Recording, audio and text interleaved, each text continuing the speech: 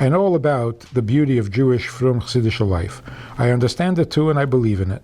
But sometimes I just wish that I could have a day to just try out the secular world and to do all the things that I know are wrong. Oh, it's going to take a long time to do all the things you know are wrong. That could take years. I won't ever do it, but the desire is there. How wrong is that? It's not wrong at all. Bubby, Chava, chose that for you. That you should have a Yetzer Hara and you should want to do all these terrible things. And did she know that it would take 5,776 years? I don't think so. Probably. Yeah, she did. She wasn't intimidated. Well, it's 5,000 years. Before you turn around, it's over.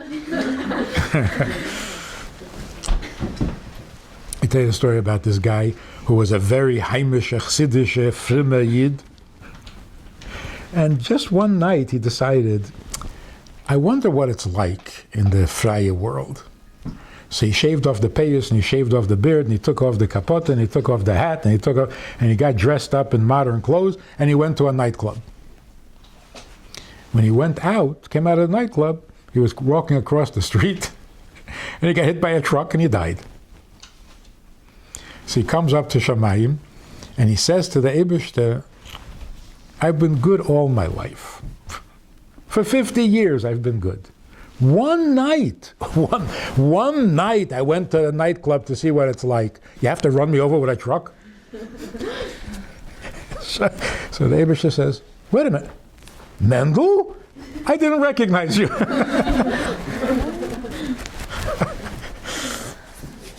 One night, I just want to check it out.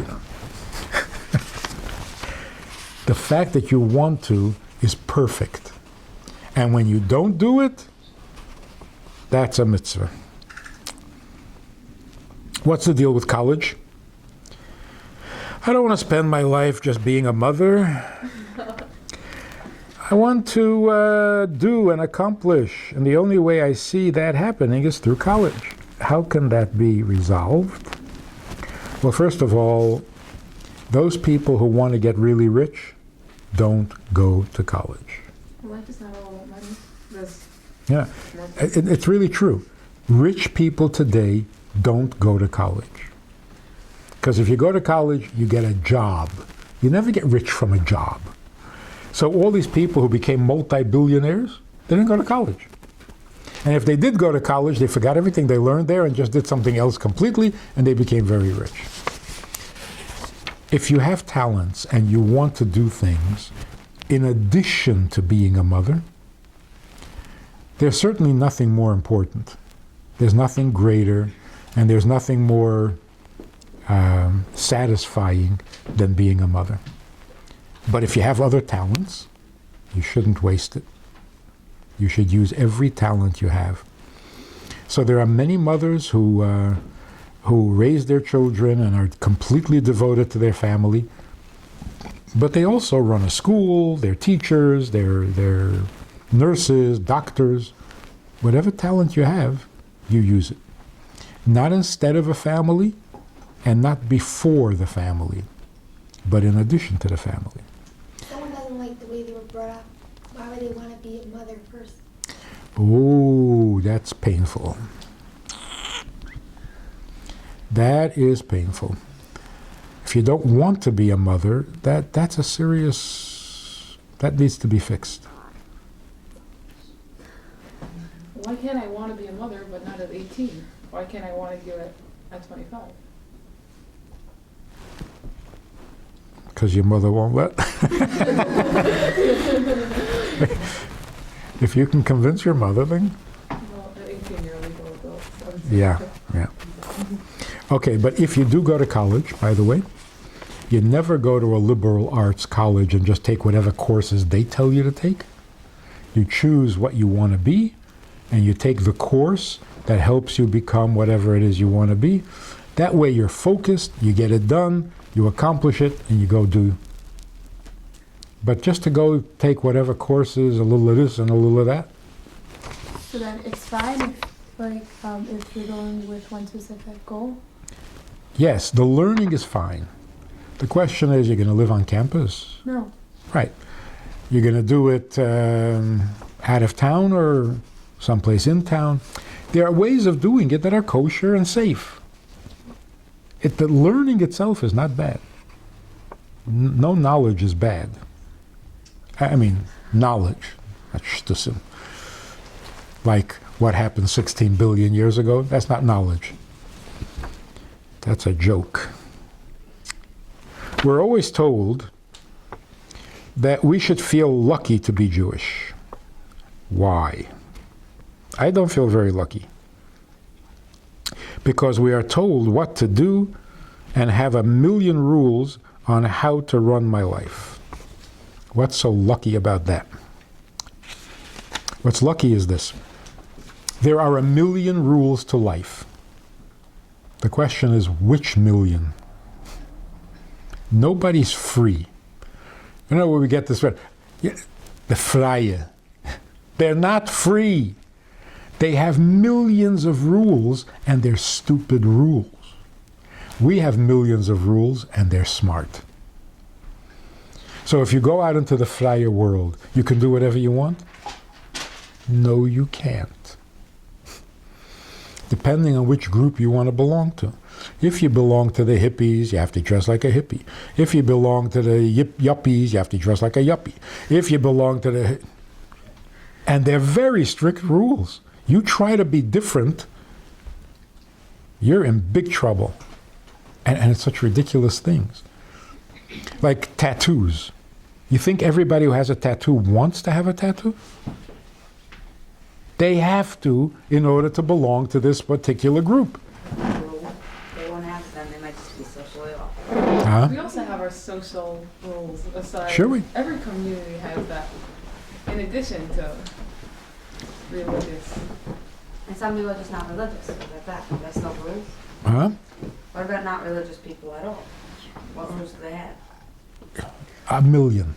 Like what? But we have, You have to also, dr- that's society. Yeah. You have to dress a certain way. You have to eat in a certain That's restaurant. not personal struggles. No. With rules. That's It's their, society. it's their But social every- like insecurity that they have to dress a certain way. It's not insecurity. If you want to belong, That's you not have to. belonging. You're just How can you not belong? Where are you going to live? On an island? no. And by the way, if you live on an island, you look like all people who live on an island. And you have to do what it takes to live on an island. But that's what happens when people confuse society with Yiddishkeit, because if I want to live in Borough Park, I need to look like I live in Borough Park. That's not Yiddishkeit. So what's if... But if you live in Manhattan, you have to look like Manhattan. No, you don't. No, Yes, you do. Otherwise, you don't get invited anywhere.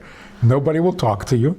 But it's You still can be a not loner. rules. It's not like if you do this, like with these kites, like you don't do this, and then you got punished. Let's say you don't Oh, get punished for not learning. Yes, you do.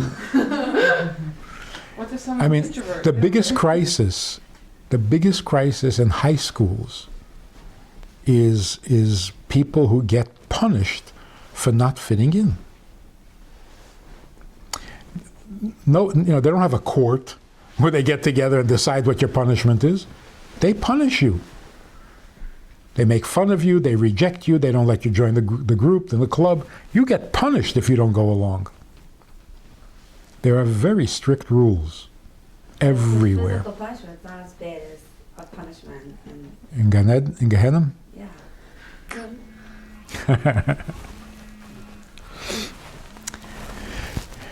The rules of Yiddishkeit are, number one, necessary. All the rules of society are not necessary. They're just arbitrary. And you get punished for it, which is like being punished for nothing. You get bullied. All the laws of Yiddishkeit have an effect on the world. The laws of society have no effect whatsoever, except that you suffer if you don't go along with it. So the truth is that the freie world is desperate to have good rules. And that's why people are becoming Bali Tshuva. But as so many people are coming by too, so many people are going the other way. Because they don't realize where they're going. They think it's fun out there. It's But not. they stay there, so it would be so bad when they come back. Yeah, they're ashamed. They all want to come back. But it's so embarrassing. It's so embarrassing to come back and say, ooh, I blew it. You have to But be if very life is strong. It's really not as good, then why would they, then it would be so bad, they would want to come back. They do want, they don't have the courage. It takes a lot of strength to say, I made a mistake, I'm coming back. And who says our life is really so much better than anybody else's? Oh, take a look. Take a look. So a normal, not Jewish family out there or whatever can't have a happy normal life. They're healthy and happy to the degree that they're doing what they would be doing if they were from. L'marshal, they get married. That's a frum thing to do. If you're really fly, why are you getting married? Not from people got married. But it's a frum thing to do.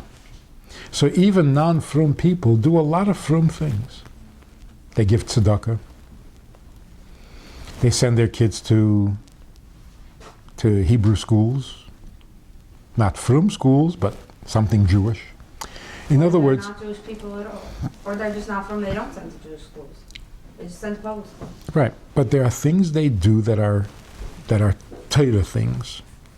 They run their family like their parents did, without the mezuzah, but with the values that their parents had.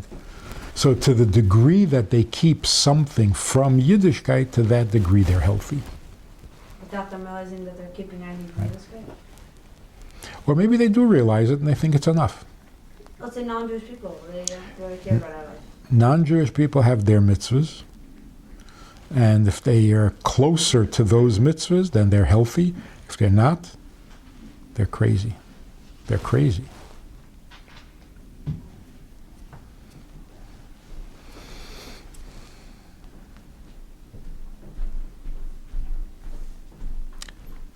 The biggest thing in life today is to know why you're here. You got to know why. What are you doing in this world? They don't know. So if they get rich and they don't have to work very hard, they sit around getting depressed. Why are we here? There's no fun out there. You look at people, oh, they're having so much fun. Look at this, they're rich and they're famous and their pictures on all the magazines. So why do they die from overdoses of drugs? Because if they don't take drugs, they're not happy. They have no life. They just have pictures. They are a picture of life, but no real life. So you don't have to become fly. Just take a look. You'll see. There's nothing going on out there that you should be jealous of. There's so many from people that are not happy. Because they're looking over there thinking that they're having all the fun. No, or they just don't feel fulfilled. That's why. So how do we know what we're supposed to be doing? Just knowing that we have to do Hashem's mitzvahs is enough. But not stupidly. You have to understand what the Eibishter wants. You have to appreciate the fact that he really needs you, which is why he created the world. You have to understand what a mitzvah is. You can't be in kindergarten the rest of your life. That's why what we're doing here is so important. Because there are so many good answers. If you don't get them, you're cheating yourself. Or somebody's cheating you. For example, number one, how can we define the boundaries between Jewish and non-Jewish music? We know that it's wrong to listen to Goyish music,